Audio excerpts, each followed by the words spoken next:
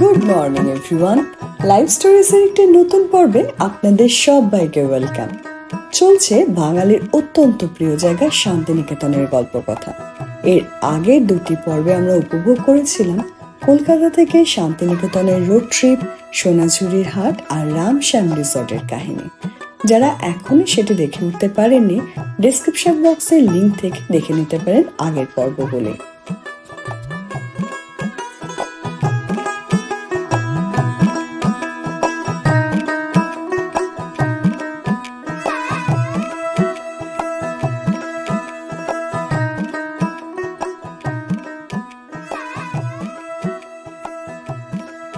আগেই বলেছিলাম এবারে শান্তিনিকেতন ঘোরাটা কিন্তু বেশ অন্যরকম। না আছে কোনো সাইট সিইং, না কোনো রিসর্ট, একদম অন্যরকম পরিবেশে অন্যভাবে কাটানো।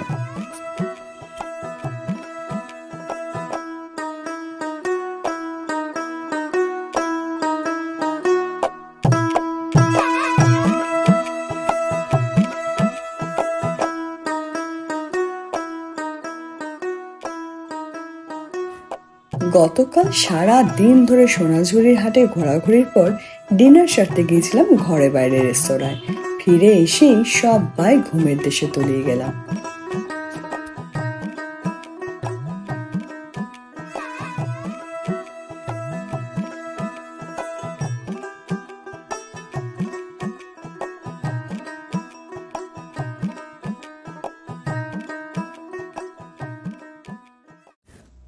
পরদিন ভোরবেলা ঘুম ভাঙলো পাখির আওয়াজে। বাইরে বেরিয়ে দেখলাম সামনে বিশাল বড় ধান ক্ষেত, প্রচুর গাছগাছালি আর কালো মসৃণ রাস্তা। দেখে আর লোভ সামলাতে পারলাম না নিজের মতো কিছু সময় কাটাবার। রাস্তা পেরিয়ে নেমে পড়লাম ধান ক্ষেতে। আলপথ দিয়ে হেঁটে গেলাম বেশ কিছুক্ষণ। মুগ্ধ হয়ে শুনলাম পাখিদের কলতান। চোখ ভরে দেখলাম ক্ষেতের উপর সূর্যি মামার সোনালি রোদের খেলা। নিস্তব্ধ নিঃসঙ্গ কালো রাস্তা ধরে হেঁটে গেলাম খানিক দূর। এই জায়গাটা শহর থেকে কিছুটা দূরে ইলামবাজার হাই রোডের কাছাকাছি।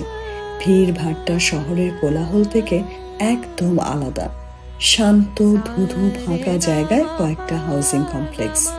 বাইরের অনেকেই এখানে একটা বাড়ি বা ফ্ল্যাট কিনে রাখেন ছুটির দিনগুলোকে উপভোগ করার জন্য।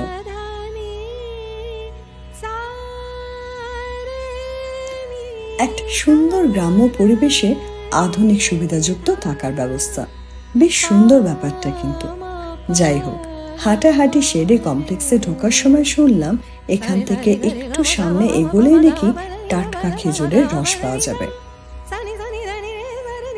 শুনে তাড়াতাড়ি করে ফ্ল্যাটে গেলাম সবাইকে ডাকতে। তখনও সবাই গভীর ঘুমে। অনেক কষ্টে অনির্বাণকে উঠিয়ে রাজি করালাম বেরোনোর জন্য। ততক্ষণে মিঠিও উঠে গেল। চট জলদি তৈরি হয়ে তিনজন বেরিয়ে পড়লাম। মিনিট পাঁচে গিয়ে দেখি রাস্তার উপর বিক্রি হচ্ছে টাটকা খেজুরের রস, যেগুলি সংগ্রহ করা হচ্ছে পাশেই ঠিক খেজুরের গাছটা থেকে। আরেক পাশে আবার সেই রসটা ফুটিয়ে ফুটিয়ে খেজুর গুঁড়ো তৈরি করা হচ্ছে। সব মিলিয়ে দারুণ আয়োজন।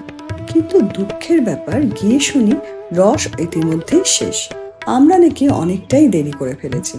বেশ কয়েকবার অনুরোধ করার পর একজন সাইকেল নিয়ে চলে গেলেন অন্য একটা দূরের জায়গা থেকে রস আনতে।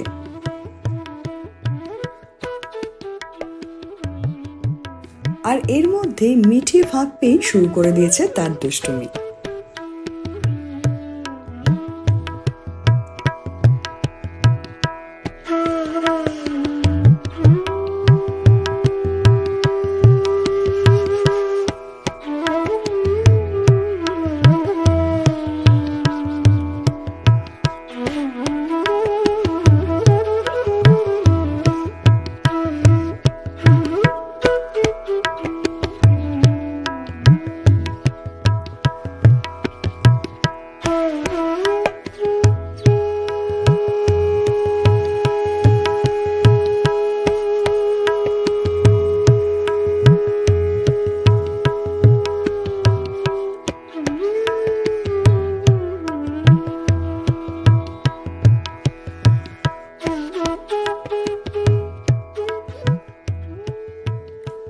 সামনেই একটা খোলা জায়গায় দেখি অনেকগুলো মেশিনে ধান ঝাড়ার কাজ চলছে।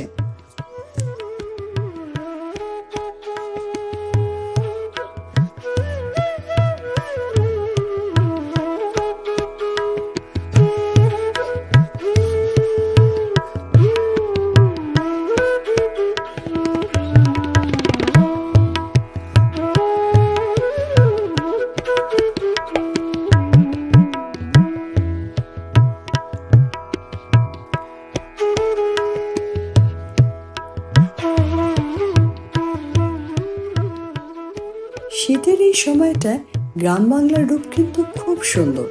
বিশেষ করে সকালবেলায় ফাঁকা জায়গায় ঘুরতে খুবই ভালো লাগে। মিনিট 15 অপেক্ষার পর দাদা এলেন একটা বড় জার ভর্তি রস নিয়ে। এক গ্লাস ঠান্ডা খেজুরের রস খেয়ে কারোরই আঁশ মিটল না। এতটাই ভালো খেতে যে প্রায় পরপর 3 গ্লাস আমরা খেয়ে নিলাম। এরপর শুরু হলো আবার খেজুর গুড় টেস্ট করার পালা।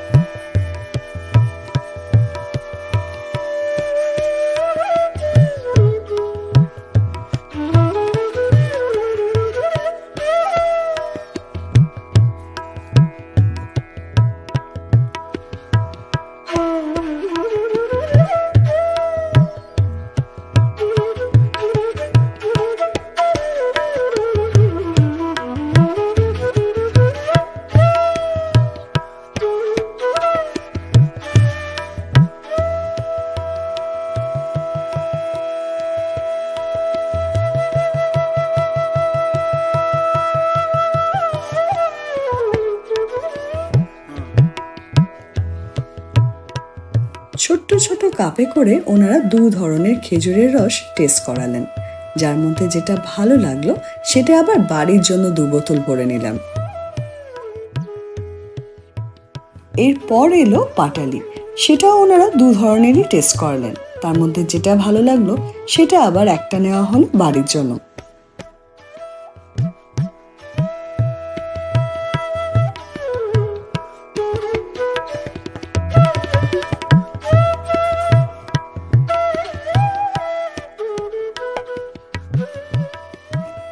রস, গুড়, পাটালি, মনে হচ্ছে আজকে এই সমস্ত খেজুরের আইটেম দিয়ে আমাদের ব্রেকফাস্ট কমপ্লিট হয়ে যাবে। যাই হোক, আপাতত আমরা রওনা দিলাম দাদার ফ্ল্যাটের দিকে, কারণ সেখানে আমার বন্ধু আর বোন দুজনেই কিন্তু অপেক্ষা করে আছে।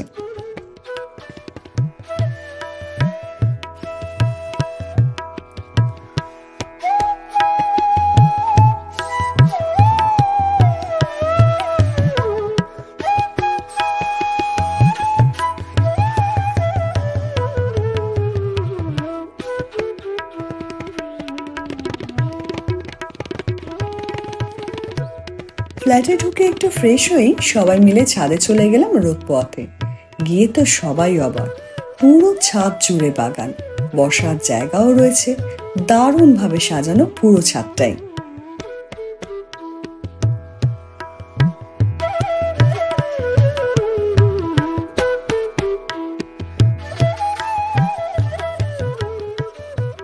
ওখানেই আড্ডা চললো প্রায় ঘন্টা 2।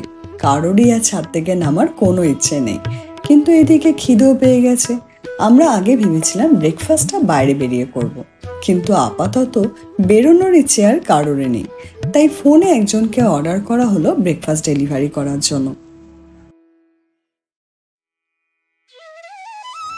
বাটার টোস্ট আর ঘুগনি, কি যে অসম্ভব ভালো খেতে ছিল। ছাদে বসেই সারা হয়ে গেল প্রাতরাশ পর্ব।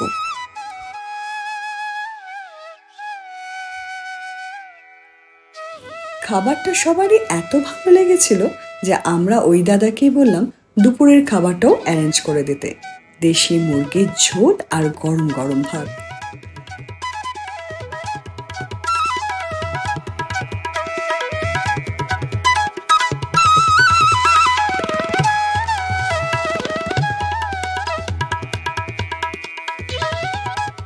আপাতত রেডি হয়ে আমরা বেরিয়ে পড়লাম আর একবার সোনাঝুরি ঘোরার জন্য।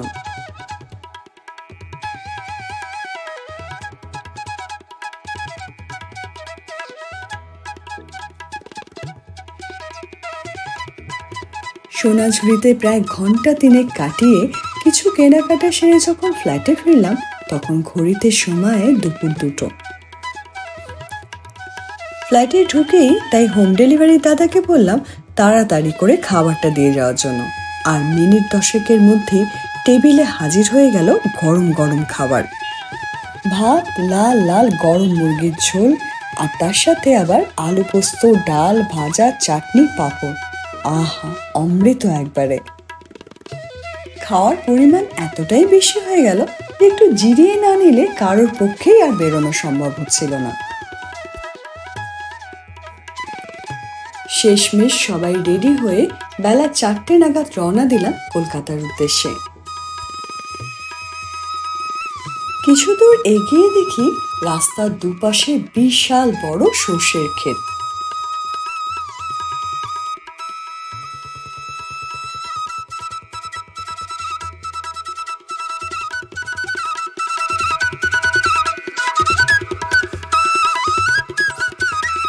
আর এত সুন্দর সর্ষের ক্ষেত দেখে না নেমে কি থাকা যায়? অগত্যা সবাই মিলে অনেক কষ্ট করে নেমে পড়লাম ক্ষেতের মধ্যে, আর শুরু হয়ে গেল ফটো সেশন।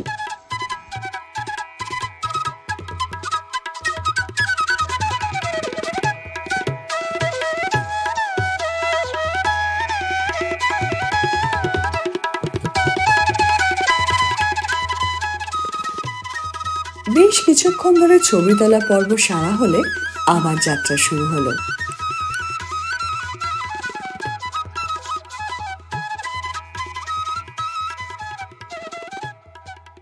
কিছু দূর এগোনোর পর গাড়ি শক্তিগড়ে পৌঁছাতেই সবার মনটা একটু ল্যাংচা ল্যাংচা করছিল, কিন্তু এত দুপুরে খাওয়ার পর কারোরই আর ল্যাংচা খাওয়ার মতো পেটে জায়গা ছিল না। তাই চা আর কফি দিয়ে আপাতত স্ন্যাক্স পর্বটি সেরে নেওয়া হলো।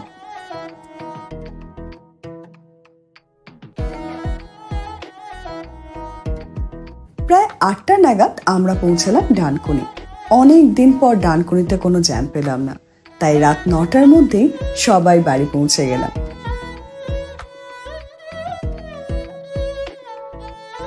সবাই মিলে হই হই করে কেটে গেল দুটো দিন।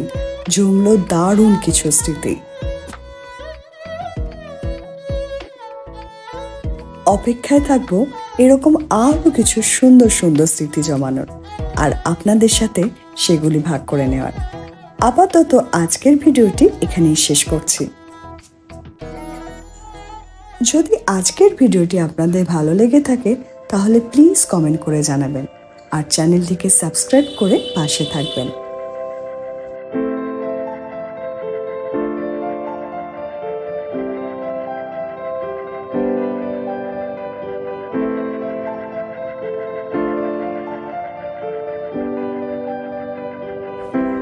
দেখা হবে পরের ভিডিওতে নতুন এক গল্পের সাথে। ততদিন ভালো থাকবেন, অন্যকে ভালো রাখবেন, আর শুনতে থাকবেন লাইফ স্টোরিজ। জীবনের গল্প অল্প স্বল্প।